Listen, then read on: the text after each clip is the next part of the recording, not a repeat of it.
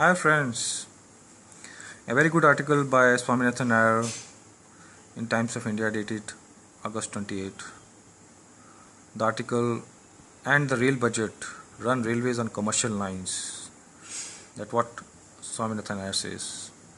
He says he has been advocating it for quite a number of years, but finally government is now also having the same ideology.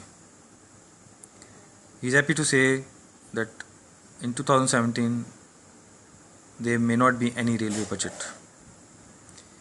He adds on that by doing so, the railway will be focused as essential infrastructure with best financial and technical management instead of political tool for populism and patronage. As we have all seen, Railway Ministry has always been used for petty political mileages by the various railway ministers we have had over the last 2 decades.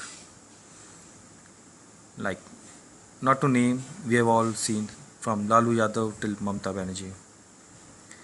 During British Raj, the railway was an important revenue generating enterprise. That was the reason he says the railway budget was always separate. He adds on that in 1950-51, the railway was generating 232 crore revenue, whereas the union government itself had revenue of 347 crore. So just see, 232 railway and 347 union budget. So there was hardly much difference. So that's the reason railway budget was separate. But as of now, that's not the case.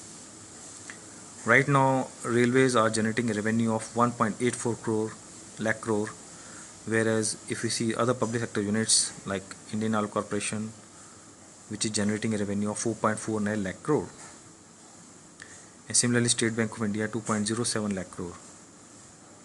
Even the private enterprise Reliance Industries have an annual income of 2.76 lakh crore, which is almost 1 lakh crore more than the railway budget.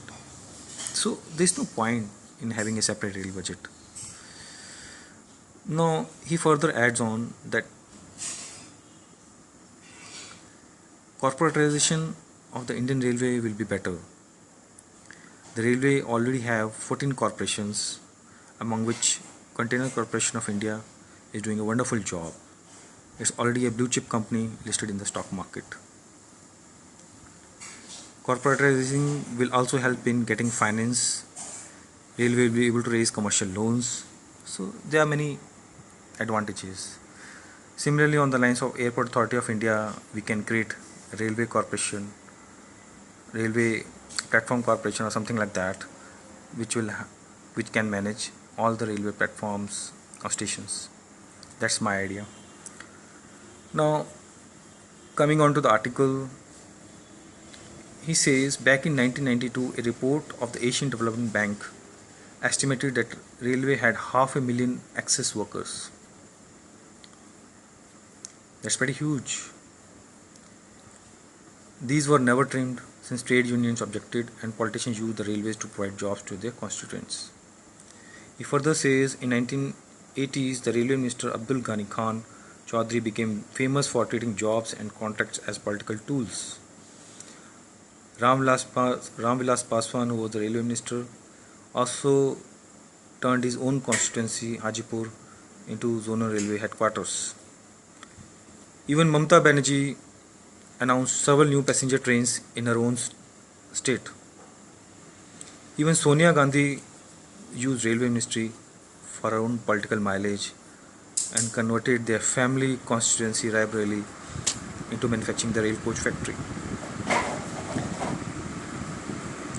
He further adds on and says that there is no point subsidizing the passenger railways trains and cross subsidizing it with the freight rates.